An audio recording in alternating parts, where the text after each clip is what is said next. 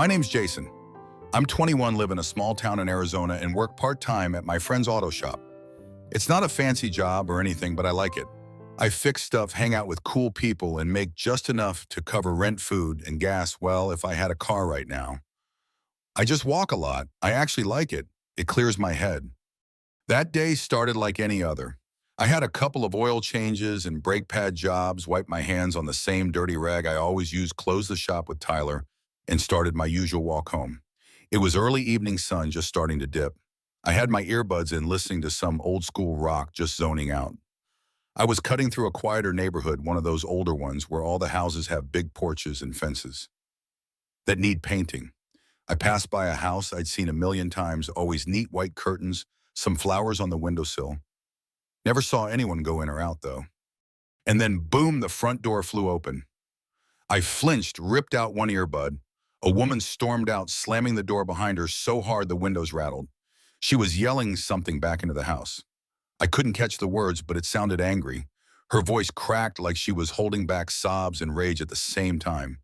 She stepped off the porch fast and almost walked right into me. She looked broken, mascara running, eyes swollen, her face red, her breathing fast like she'd been crying for hours, maybe days. We made eye contact for just a second. I froze. She froze too. Then I did the only thing that came to mind. "Are you okay?" I asked. She blinked fast, like she hadn't even noticed I was there until I spoke. "Please," she said, voice trembling, "just take me away from here. I can't do this anymore." I was stunned. Okay, where do you want to go?" "I don't know," she said, shaking her head.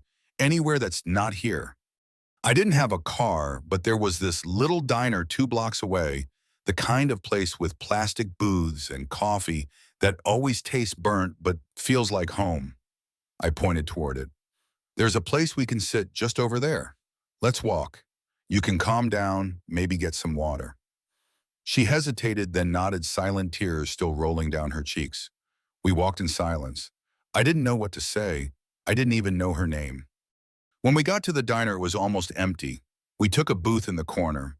I asked if she wanted anything, coffee, food, something sweet. She shook her head. "Just water, please." I asked the waitress, who gave me a curious look. I shrugged, no idea what she thought was going on, but I didn't care. When the water came, the woman held the glass with both hands like she was freezing. She didn't drink it at first. She just stared at it. Then she whispered, "I don't know why life has to be like this." I didn't know what she meant, but I asked gently, "You want to talk about it?" She finally looked at me. Her eyes were so tired. "My boyfriend," she said. "He wants me to be perfect, always smiling. Oh, always calm, always patient. I gave everything I had, and it was never enough." I didn't interrupt, just let her speak. "He criticizes everything I do, the way I cook, the way I dress, the way I talk. And then when I say something, anything, he flips it like it's my fault. He makes me feel like I'm crazy." She paused, her voice cracking again. "Tonight he said I embarrass him, but he doesn't know why he's still with me." I felt something burn in my chest. I don't even know this woman, and yet I was angry for her. "I don't get it," she went on. "I loved him. I still do, but I'm exhausted. I don't feel like a person anymore." She finally drank her water. The glass shook in her hand. I said, "I'm really sorry. No one deserves to feel like that." She gave a small, bitter laugh. "Yeah, well, apparently I do." I shook my head. "No, you don't." She looked at me like she wasn't used to hearing that, like it didn't make sense. "I'm Jason," I said. "I work at a garage nearby. I'm not a therapist or anything, but if you ever need to talk again, you can call me." I pulled out a receipt from my pocket and scribbled my number on it. She looked at it, then at me. "You don't even know me." "Maybe not, but I know what it looks like when someone's hurting, and it's okay to lean on someone sometimes." She nodded slowly. I couldn't tell if she was going to cry again or finally breathe. She folded the receipt and put it in her purse. "Thanks," she said, for stopping for listening. We sat a few more minutes, then she said she was going to head to her parents' place for the night. I offered to walk her there, but she said she needed to be alone. So I watched her walk out into the night, heels and hand shoulders lighter than before. I didn't expect to see her again, honestly. I wasn't even sure I'd done anything that mattered. but I was wrong. It had been about 2 months since that night. Life didn't change much for me, still working at the garage, still walking home, still hanging out with the same group of guys every Friday night. We'd grab pizza, mess around with someone's old car blast music in the parking lot behind the shop, simple stuff, but I liked it. I didn't really think about her much after the first week, not in a bad way. I just figured maybe I was some random stop on a bad night she wanted to forget. People disappear like that all the time. I didn't even know her name. Then one Friday night, my phone buzzed. I glanced down unknown number. I almost didn't pick up, but something made me tap answer. Hello. There was silence, then a voice quiet, shaky. Jason. It took me a second. Yeah, it's me. From the diner that night. She didn't have to say more, I knew. Her voice was the same, soft, cracked at the edges. Hey, are you okay? She didn't answer right away. Then I heard her sniffle. No, I don't know what I'm doing.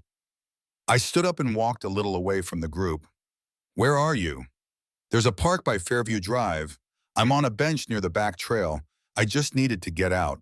I didn't know who else to call. I'll come. Stay there, okay? Just sit tight. I'm on my way.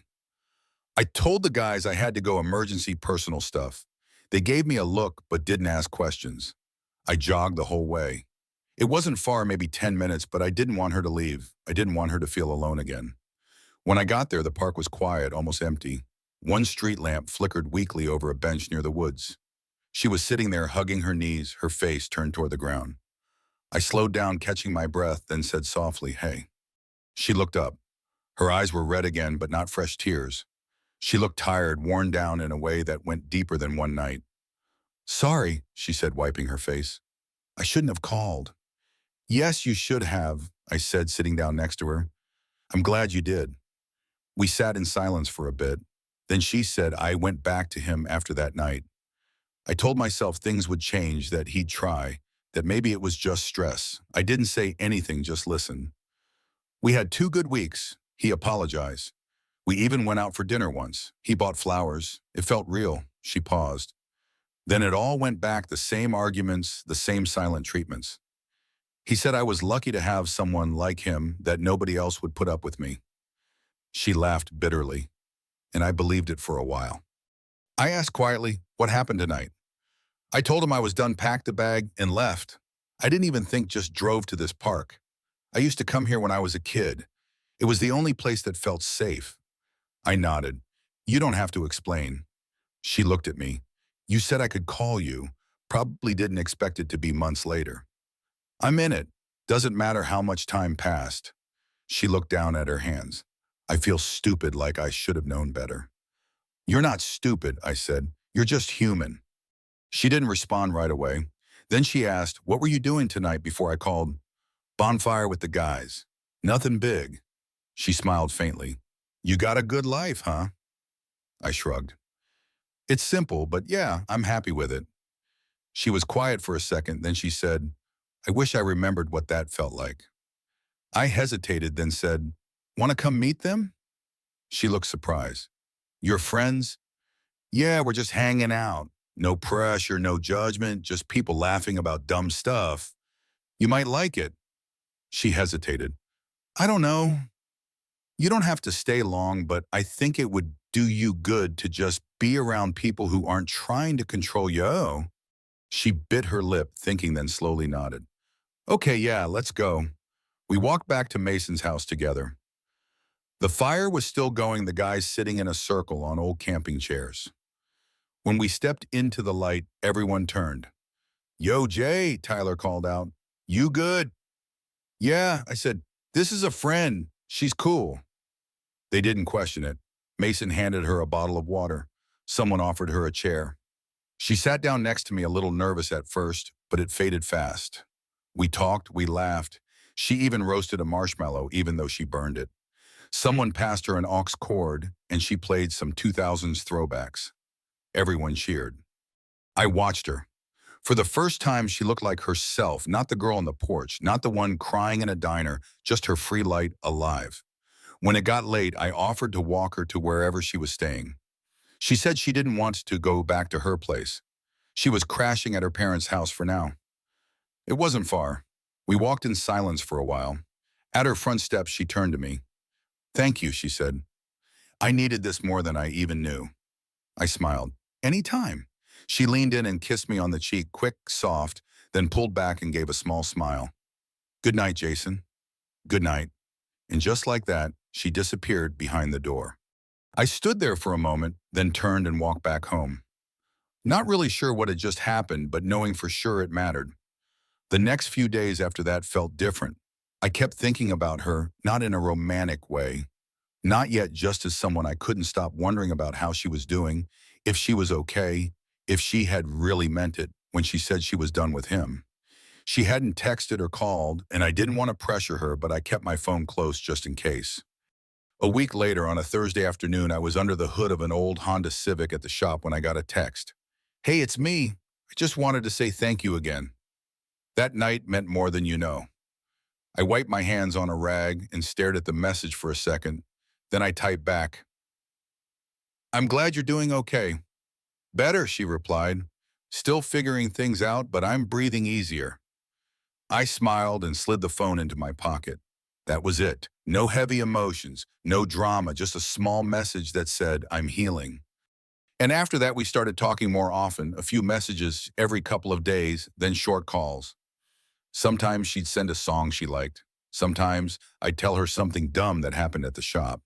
She finally told me her name, Emily. We didn't hang out again for a couple of weeks until one Saturday afternoon, I got a call while I was grabbing burgers with the guys. "Hey," she said, "are you doing anything tonight?" "Not really, what's up?" "I was thinking maybe I could tag along if you're hanging out with your friends again."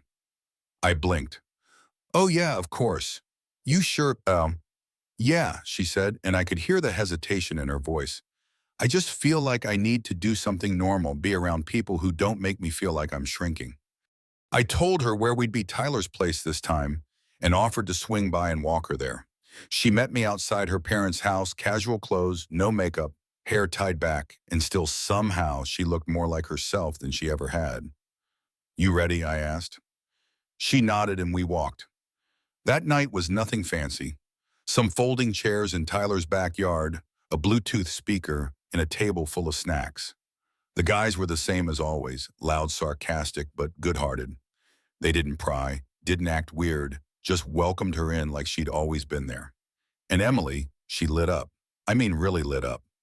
She laughed, not the polite kind, but the kind that makes your shoulders shake. She told stories, made jokes, even beat Mason at some stupid guessing game we always played. It was like someone had taken off a weight that had been pressing her down. At one point, I looked over and caught her just sitting back in her chair, watching everyone smiling to herself like she couldn't believe how okay she felt. We didn't talk much, just shared small glances here and there, but those glances said enough. Around midnight, people started heading out. Emily stayed close to me as we walked back. "That was fun," she said quietly. "I forgot what that felt like." "I'm glad you came," I said. "You were the life of the party." She smiled but didn't respond. When we reached her parents' place, she stopped at the steps. "I used to think happiness was something that had to be earned," she said suddenly, "like I had to prove myself worthy of it, be enough for someone else to be allowed to feel good." I didn't know what to say, so I just listened. But tonight I didn't have to do anything. I just was, and I felt enough. Her eyes met mine, and I saw something in them that wasn't sadness anymore. It wasn't pain, it was quiet, still present. Then she stepped forward and hugged me. Not a quick thank you hug, not awkward, a real one, warm, close, honest. When she pulled back, she didn't say anything. She just looked at me, smiled, and turned to go inside. "Hey," I said before she disappeared. "Same time next week." She turned back and grinned. "I'll think about it." She didn't come the next week. She had something with her mom. But the week after that she did, and the week after that too. Emily started becoming part of the group without forcing it. My friends liked her genuinely. She was easy to talk to, smart, funny in her own dry way. Sometimes we'd meet, just the two of us, walks, late night ice cream runs, sitting in the back of her car, talking about stuff that didn't matter until it suddenly did. She told me about her childhood, about the first time she ever felt small, about how it took her years to realize she was allowed to take up space. I told her about my dad, who took off when I was 9, about how I never knew if I was enough either. And somewhere in those little conversations, something shifted. It wasn't friendship anymore. I felt it one night when we were sitting on the hood of her car, watching the sky turn orange over the hills. She leaned her head against my shoulder without asking, and I didn't move. I didn't want to move. She said, "You make me feel normal." I chuckled. I don't know if that's a compliment. "It is," she whispered, "the best kind." That night, when I walked her to the door, she paused, turned toward me and said, "Can I ask you something?" "Yeah. What would you do if I told you I think I'm falling for you?" I blinked then without saying anything. I stepped forward and kissed her. Nothing rushed, nothing planned, just real. When I pulled back, she looked at me for a long second, then smiled like something inside her finally made sense. "So that's a yes." "Yeah," I said, "pretty sure it is." We stood there a moment longer, not saying anything, and I realized this wasn't just one night anymore. It was the start of something real. The first few days after that kiss felt surreal. Not in a movie-like music playing in the background kind of way, more like everything suddenly got quieter, softer, like my thoughts stopped racing for once. Emily and I didn't define anything that night. There were no labels, no, "so what do we do now" talk. But from that point on, everything between us felt different. Warmer, closer, like the silence between texts meant something like her name lighting up my phone could shift my whole day. She didn't vanish after that. If anything, she became even more present. She'd stop by the garage just to bring me coffee. She'd text me a photo of her breakfast like it was the most important update in the world. She'd ask how my day was going and actually want to know. And I found myself doing the same.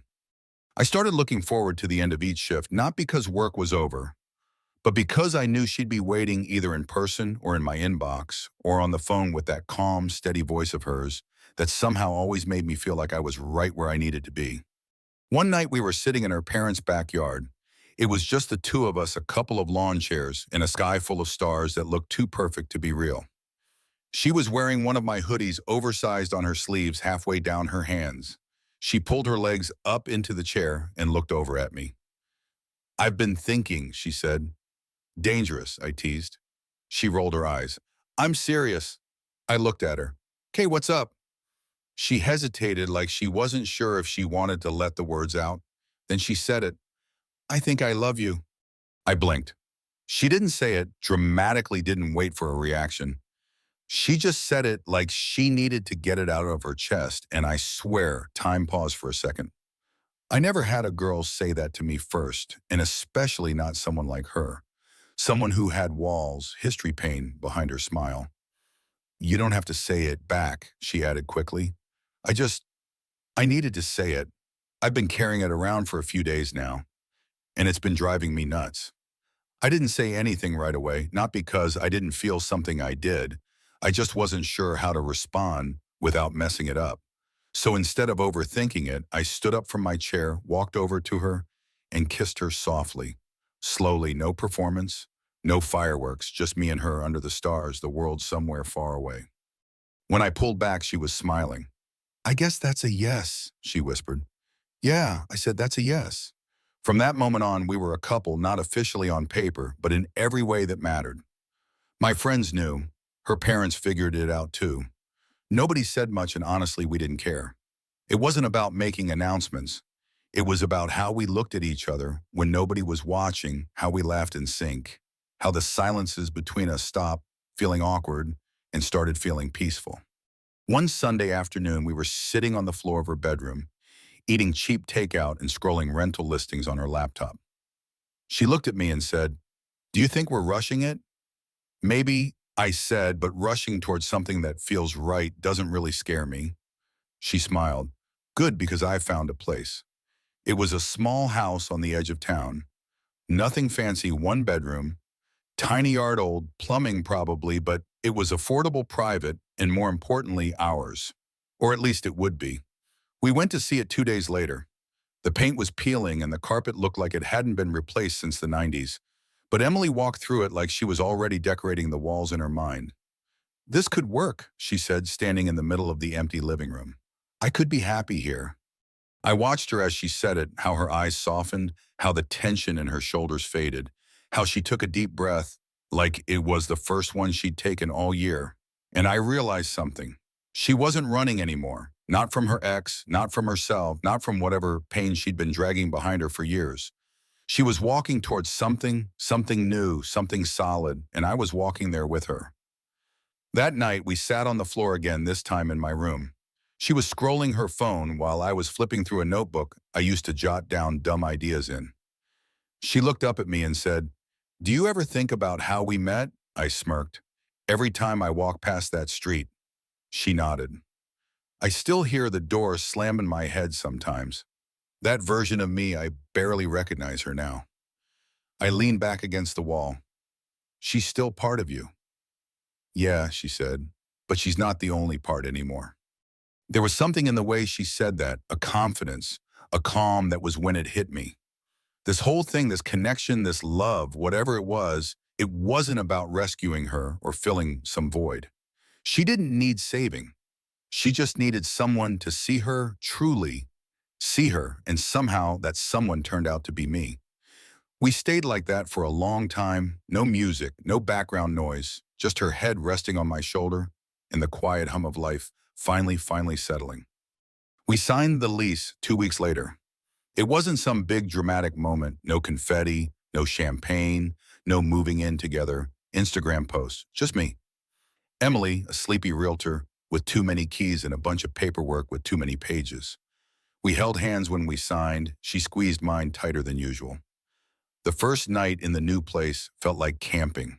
We didn't have a couch yet, didn't even have a bed frame, just a mattress on the floor, a single lamp in the corner, and our backpacks. We ordered pizza and ate it sitting on a blanket we spread out in the middle of the living room. "This is so stupid," Emily laughed, chewing her second slice. "And I love it." "It's perfect," I said, and I meant it. That first week was chaos. We tried building a dresser and ended up with half a drawer missing. The shower had terrible water pressure. The stove made a weird buzzing sound. And one night, the ceiling fan in the bedroom just literally crashed onto the floor while we were brushing our teeth. Emily screamed. I laughed so hard I nearly choked on toothpaste. We slept with the window open that night, just in case the lights decided to explode too. But none of it mattered because we were building something that was ours, messy, imperfect, but real. Her parents visited once to drop off a box of old dishes. Her mom hugged me longer than expected and whispered, "Thank you for not giving up on her." I didn't know what to say, so I just nodded. My boss at the garage offered me a few more hours per week. I took them. We didn't need much, just enough to cover rent, groceries, and the occasional late-night ice cream run that Emily insisted on. One night, about a month after we moved in, we were sitting on the front steps. It was a quiet evening, the kind where nothing big happens, but something small settles inside you. Emily leaned her head on my shoulder and said, "I still think about that day." "What day?" "The day you were just walking by when I opened the door." I smiled. "Yeah, that was wild." "I was a mess," she said. "I didn't even know who you were, and yet I asked you to take me away." "You didn't ask me," I said. "You begged me." She laughed. "True." Then she turned serious. "Sometimes I think about what would have happened if you just kept walking." I looked at her, but I didn't. She nodded, eyes fixed on the sky. "I didn't know people like you existed, Jason, people who just show up and stay." I stayed quiet because I could have said something cheesy or deep or whatever, but the truth was I didn't stay for the drama or the fairy tale ending. I stayed because being with her made sense even when it didn't. We sat there a while watching the last bit of daylight fade. Later that night, while brushing our teeth in that same bathroom where the ceiling fan used to hang, Emily said, "You think we'll be okay?" I looked at her reflection in the mirror, her hair tied up, cheeks flushed from the warm water, eyes calm. "Yeah," I said, "I think we already are." She didn't say anything, just smiled, that small, honest kind of smile I hadn't seen on her face when we first met. That night, we climbed into a bed, still just a mattress on the floor, and lay in silence, her head on my chest, fingers tracing slow circles on my arm. I didn't know what the future held. I didn't know if the stove would stop buzzing, or if the ceiling would drop something else on us. I didn't know how long we'd stay in that house, or whether we'd end up with kids, or if the world would throw more storms at us. But I knew this Emily wasn't that girl at the door anymore, and I wasn't just a guy walking past. We had found something not perfect, not magical, but something worth waking up for. And for two people who weren't looking for anything, we ended up finding everything. The story of Jason and Emily offers a deeply moving lesson. A single moment of compassion can spark a transformative connection that heals and rebuilds. Jason, a young mechanic, didn't hesitate to stop for Emily, a stranger in distress, offering her a safe space to breathe amidst her pain. His quiet presence, listening without judgment, staying without expectation, shows that true kindness doesn't need grand gestures. It thrives in simple acts of showing up. Emily's journey from a toxic relationship to finding love in a home with Jason reminds us that healing begins when we're seen for who we are, not who we're forced to be. Their slow, honest bond, built on shared laughter, late-night talks, and mutual vulnerability, teaches us that love grows in the spaces where we feel enough just as we are. Jason's choice to invite Emily into his world and her courage to trust again inspire us to embrace the unexpected encounters that can change our lives. This story urges us to pause for those in need, to offer a hand or a heart, because sometimes a small act of care can lead to a lifetime of meaning. So be someone's safe harbor. You never know where it might lead. Have you ever had a moment of kindness that changed your path? Share your story in the comments. I'd love to hear it. If this touched your heart, subscribe and join our community for more stories of hope and connection. Let's keep inspiring each other to make a difference.